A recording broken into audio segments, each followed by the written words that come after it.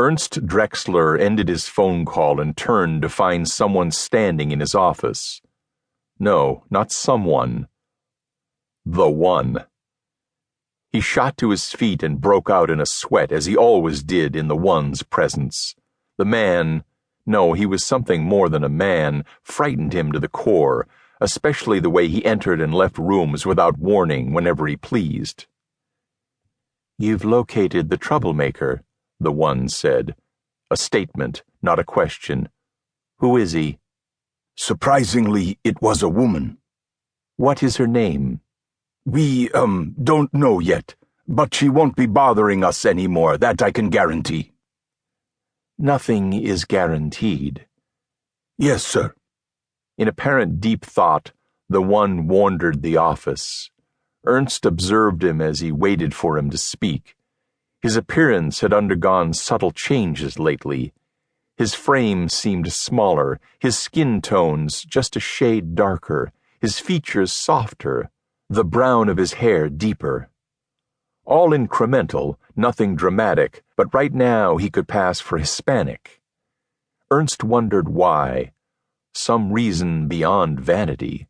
The one was anything but vain. Although he did seem to enjoy good suits. He wore dark blue silk today, with a white shirt and a maroon tie. He tended to look like a businessman. Ernst preferred the opposite. As a young man, he had begun wearing white three-piece suits no matter what the season, and had continued the practice into his 60s. He did not feel his age, knew he did not look it, and was glad of that.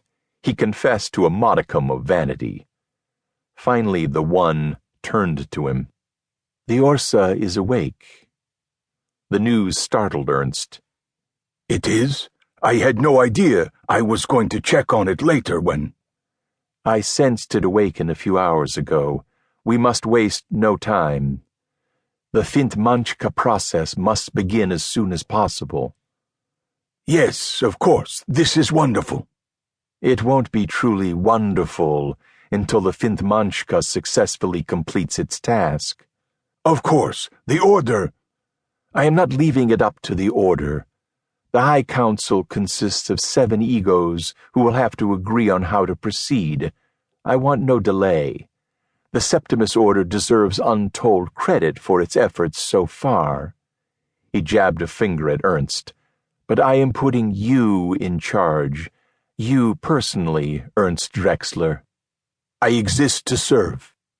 As Ernst bowed his head, he fought to keep his knees from buckling.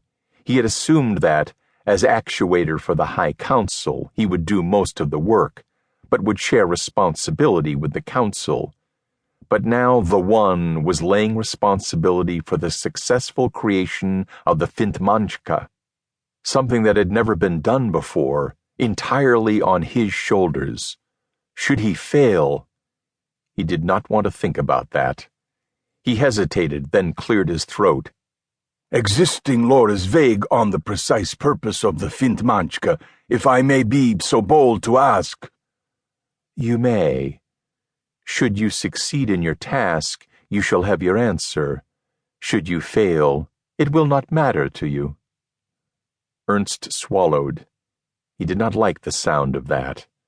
The one stepped to the window and looked out. One of these taints should provide suitable raw material. Ernst moved to his side and saw the usual group of kickers clustered outside the lodge's front entrance. Taints, the archaic term for people like the kickers, and they should indeed provide ample raw material. After all, the ancient fraternal Septimus Order had loaned Hank Thompson and his followers the use of this Lower East Side lodge. He was surrounded by kickers. The question was, which one fit the requirements? He looked around. The one was gone.